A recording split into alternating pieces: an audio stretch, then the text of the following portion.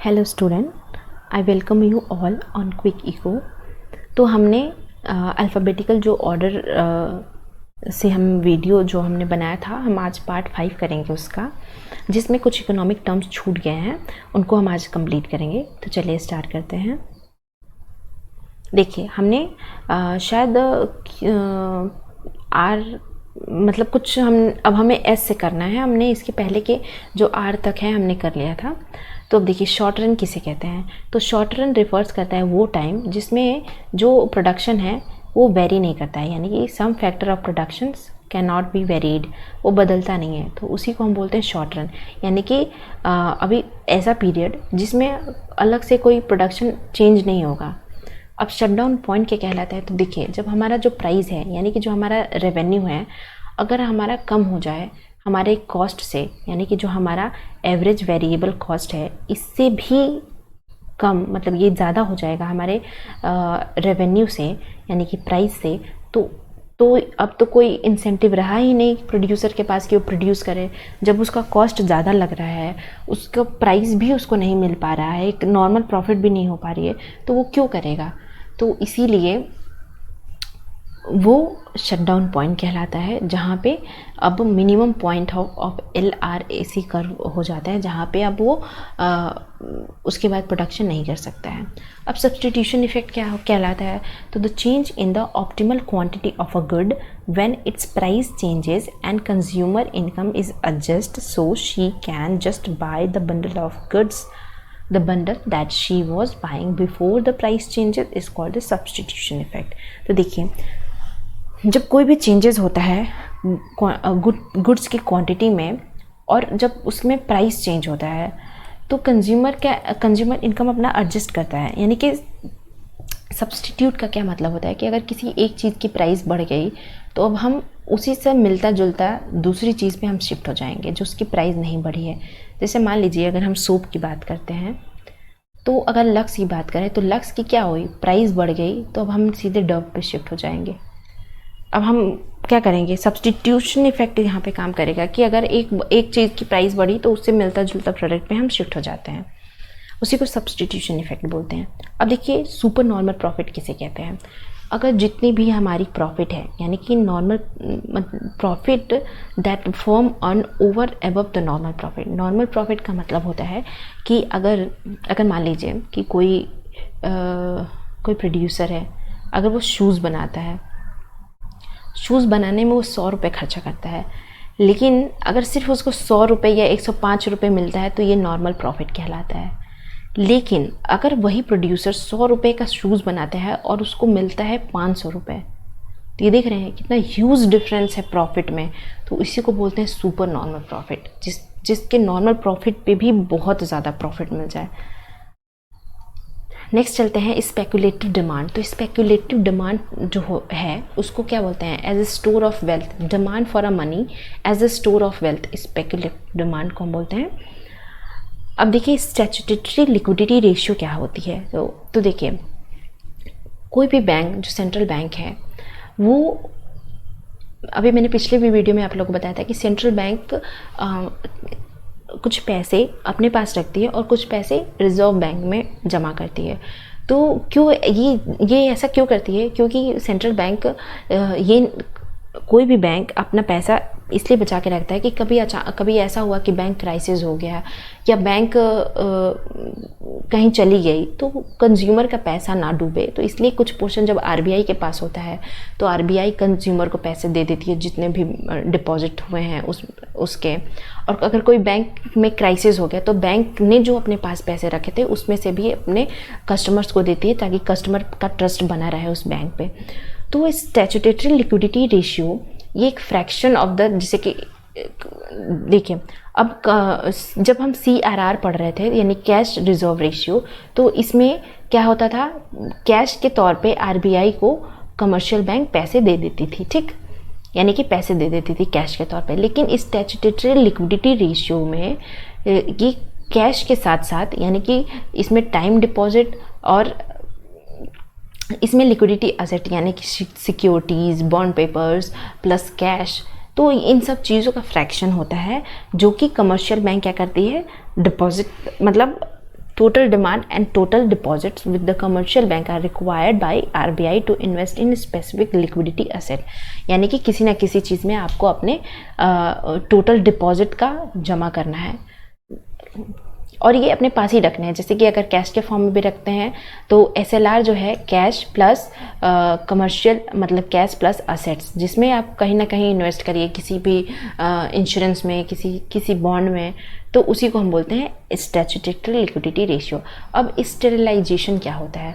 तो intervention by the monetary authority of a country in a money market to keep a money supply stable against exogenous or something external shock such as increasing in foreign exchange inflow। अब देखिए sterilisation का मतलब क्या होता है कि जब कोई भी मॉनेटरी अथॉरिटी अपनी कंट्री में इंटरवेन करने लगे, मनी मार्केट में वो इंटरवेन करने लगे, मनी सप्लाई को स्टेबल करने की कोशिश करने लगे, वो भी किसके अगेंस्ट? किसी बाहरी शॉक के अगेंस्ट। जैसे कि अगर फॉरेन एक्सचेंज इनफ्लो बहुत ज़्यादा बढ़ गया, यानी कि बहुत ज़्यादा फॉरेन के एक्सचेंज हमारे कंट्री में आने लगे, तो नॉर्मल सी बात है कि लोग उसको ज़्यादा प्रेफर करेंगे, तो हमारे रुपए जो है वो उसकी वैल्यू गिर जाएगी। तो उसको स्टेबल करने के लिए मॉनेटरी अथॉरिटी का होना बहुत ज़रूरी है।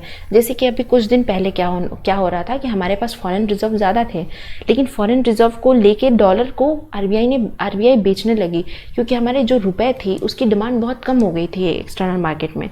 तो इसलिए ये करना पड़ा ताकि स्टेबल सिचुएशन हो पाए। अब स्टॉक क्या होता है? तो अभी मैंने आपको फ्लो बताया था कि फ्लो क्या है, एक टाइम पीरियड में हो जाता है, यानी कि 1 ईयर। लेकिन स्टॉक क्या होता है? ऐसे variables which are defined at a point of a time, यानी कि हम अभी तक लेके एक पॉइंट की बात करते हैं। लेकिन फ्लो में हम क्या करते हैं? किसी एक साल या किसी एक पर्टिकुलर टाइम पीरियड की बात करते हैं। अब स्टोर ऑफ वैल्यू क्या होता है? देखिए मनी क्या है? मीडियम ऑफ एक्सचेंज भी है और स्टोर ऑफ वैल्यू भी है। तो वो जैसे कि किसी का प्रॉपर्टी है, तो वो क्या है? स्टोर ऑफ वैल्यू है, क्योंकि उस प्रॉपर्टी को अगर वो बेचेगा तो बहुत सारा पैसा वो कमा सकता है। तो मनी को भी हम स्टोर ऑफ वैल्यू कहते हैं। जैसे वेल्थ को हम स्टोर कर सकते हैं in form of money for the future, तो इसीलिए मनी को हमें स्टोर ऑफ वैल्यू भी कहा जाता है। नेक्स्ट चलते हैं।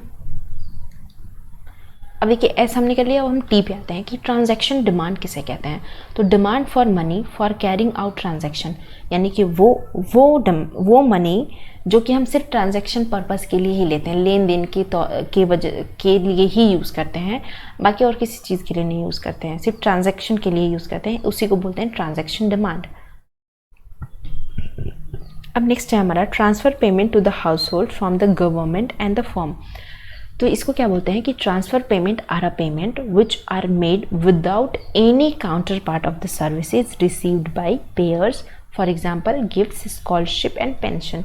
यानी कि ट्रांसफ़र पेमेंट उसे बोलते हैं कि जो किसी भी तरह की सर्विस मतलब हमें ऐसे मिल गई हो, गिफ्ट्स के तौर पे मिल गई हो, स्कॉलरशिप के, पेंशन के तौर पे, जिसमें हमने किसी तरह का कोई ऐसा काम नहीं किया, तो उसी को हम बोलते हैं ट्रांसफ़र पेमेंट। हाउस होल्ड को मिला है गवर्नमेंट के द्वारा या किसी फर्म के द्वारा। अब देखिए टोटल कॉस्ट किसे कहते हैं। तो देखिए टोटल कॉस्ट क्या होता है? टोटल फिक्स्ड कॉस्ट और टोटल वेरिएबल कॉस्ट का सम होता है। यानी कि हमने कोई फर्म अगर हमने चलाया है तो हम उस पर कुछ फिक्स्ड कॉस्ट लगाएंगे, यानी कि हम मशीनरी खरीदेंगे, लैंड खरीदेंगे, और कुछ वेरिएबल कॉस्ट भी लगाएंगे जो वेरी करती रहती है कॉस्ट उनकी, जैसे कि लेबर पे खर्चा, उनके वेजेस पे खर्चा, कैपिटल पे खर्चा, रॉ मटेरियल पे खर्चा, जो ये वेरी करता रहता है। तो यानी कि जितने भी टोटल वेरिएबल कॉस्ट हैं उनको जोड़ के और जो टोटल फिक्स्ड कॉस्ट हमने लगाए हैं उनको जोड़ देंगे तो हमें क्या मिल जाएगा? टोटल कॉस्ट मिल जाएगा। अब टोटल फिक्स्ड कॉस्ट क्या होता है? यानी अभी मैंने यहाँ पे बताया कि वैसे कॉस्ट जो कि एकदम फिक्स्ड होते हैं वो चेंज नहीं होते, जैसे लैंड पे, मशीनरीज पे, तो ये फिक्स्ड कॉस्ट होते हैं। टोटल फिजिकल प्रोडक्ट क्या होता है? तो ये total product same as total product, मतलब जो टोटल प्रोडक्ट है उसी के सेम ही टोटल फिजिकल प्रोडक्ट होता है। तो अब देखिए टोटल प्रोडक्ट क्या होता है? If we vary a single input keeping all other input constant, यानी कि कोई एक ही सिंगल इनपुट को हम वेरी करते रहते हैं और बाकी अदर इनपुट को हम कांस्टेंट रखते हैं, तो then for a different level of employment of that input we get different level of output from the production function। तो यानी कि अगर हम कांस्टेंट रखते हैं तो for the different level of employment, और किसके लिए, डिफरेंट लेवल ऑफ एम्प्लॉयमेंट के लिए, वो इनपुट मतलब जो हमने सिंगल इनपुट वेरी किया था, we get different level of output from the production function. तो हम क्या पाते हैं कि हम different level of production function के डिफरेंट लेवल ऑफ आउटपुट को पाते हैं। तो the relationship between the variable input and output is referred as the total product. यानी कि वो जब हम वेरिएबल यानी कि ऐसा इनपुट और आउटपुट जो वेरी करता है उसका रिलेशनशिप ही टोटल प्रोडक्ट कहलाता है। और टोटल रिटर्न क्या आता है, तो टोटल रिटर्न टोटल प्रोडक्ट के ही जैसा होता है। यानी कि ये भी रिलेशनशिप बताता है वेरिएबल इनपुट्स एंड आउटपुट्स के बीच में। अब आते हैं टोटल रेवेन्यू क्या होता है। तो total revenue is equal to the market price of the goods multiplied by the quantity of goods sold by the firm। यानी कि ये क्या है, TR क्या होता है, प्राइस इनटू क्वांटिटी। यानी कि प्राइस और क्वांटिटी को हम मल्टीप्लाई कर देते हैं तो हमें टोटल रेवेन्यू मिल जाता है। अब टोटल रेवेन्यू कर्व कैसे होता है, तो ये रिलेशनशिप शो करता है टोटल रेवेन्यू कर्व किसके बीच में, total revenue and firms output यानी कि TR एंड Q के बीच में रिलेशनशिप को बताता है total revenue curve. Total variable cost क्या होता है, तो अभी आपको बताया था कि वो ऐसे कॉस्ट जो वेरी करते रहते हैं। यानी कि जब हम प्रोडक्शन के लिए ऐसे कॉस्ट चूज़ करते हैं जो वेरी करते हैं, जैसे कि रेंट देना हो, कभी वो चेंज होता रहता है, कभी बढ़ जाता है कभी घट जाता है, या रॉ मटेरियल खरीदनी हो तो मटेरियल का प्राइस बढ़ जाता है घट जाता है, तो उसको हम टोटल वेरिएबल कॉस्ट कहते हैं। अब टी के बाद हम यू पे आते हैं, अनडिस्ट्रीब्यूटेड प्रॉफिट किसे कहते हैं। तो देखिए, that part of the profit earn by the private and government owned firm which is not distributed among the factor of production. यानी कि ऐसी प्रॉफिट, जैसे कि मान लीजिए कि कोई फर्म है अपना शेयर निकालती है। जब वो शेयर निकालती है तो वो क्या कहती है कि जब हमें प्रॉफिट होगा तो आप हमारा शेयर खरीदे हैं, तो जब हमें प्रॉफिट होगा इस कंपनी से तो हम आपको अपने प्रॉफिट का कुछ हिस्सा डिस्ट्रीब्यूट कर देंगे आप सब में। ठीक इसी तरह से तो शेयर में लोगों को प्रॉफिट होता है। तो अनडिस्ट्रीब्यूटेड प्रॉफिट ऐसी प्रॉफिट होती है जो कोई भी गवर्नमेंट या प्राइवेट किसी में डिस्ट्रीब्यूट नहीं करता है। यानी कि उसका वो इंडिविजुअल प्रॉफिट है, वो अब डिस्ट्रीब्यूट किसी में भी नहीं करेगा, तो इसीलिए उसको अनडिस्ट्रीब्यूटेड प्रॉफिट बोलते हैं। अब अनएम्प्लॉयमेंट रेट किसे बोलते हैं, तो ये it may be defined as the number of people who were unable to find a job through they are looking for the job as a ratio of total number of people who are looking for the job। यानी कि जितने भी लोग हैं, ratio of total number of people, यानी कि जितने भी लोग हैं तो टोटल पॉपुलेशन अपॉन जो लुकिंग फॉर जो जॉब ढूंढ रहे हैं, लुकिंग फॉर द जॉब। तो इसी को हम क्या बोलते हैं, अनएम्प्लॉयमेंट रेट। यानी कि हमारी जितनी पॉपुलेशन है और जितने लोग जॉब ढूंढ रहे हैं, तो अभी तो उनको जॉब मिली नहीं है, तो उसी को हम अनएम्प्लॉयमेंट रेट कहते हैं, जो कि अभी हमारे इंडिया में कुछ ज़्यादा ही हो गया है। अब देखते हैं यूनिट ऑफ अकाउंट। तो the role of money as a yardstick for measuring and comparing value of different commodities.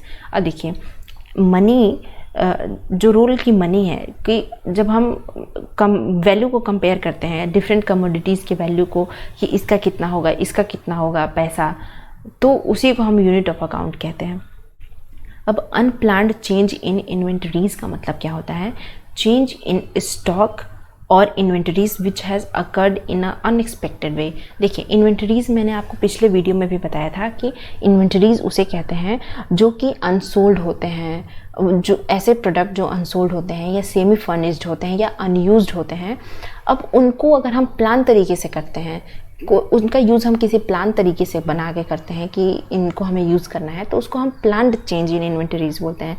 लेकिन जब उन सब स्टॉक का कोई ऐसा प्लान नहीं है कि उसका करना क्या है, तो उसको हम अनप्लान्ड चेंज इन इन्वेंटरीज बोलते हैं। नेक्स्ट आते हैं, देखिए वैल्यू, अब यू के बाद वी आया, तो वैल्यू ऑफ मार्जिनल प्रोडक्ट क्या होता है। तो value of marginal product of a factor price times marginal product of a factor variable input and input the